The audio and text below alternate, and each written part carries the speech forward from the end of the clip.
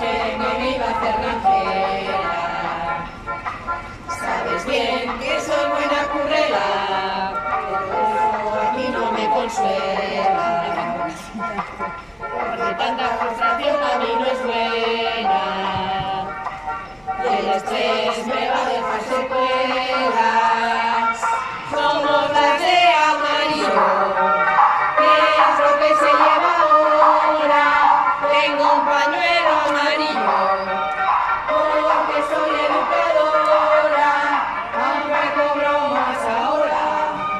Esta radio me ahoga. Y ni te cuento a las chiquis que en el aula se amontonan.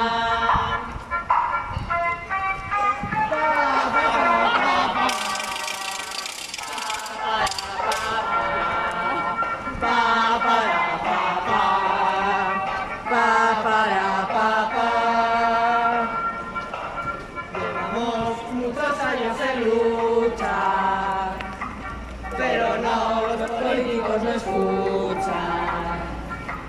Y si damos tanto la tabaca,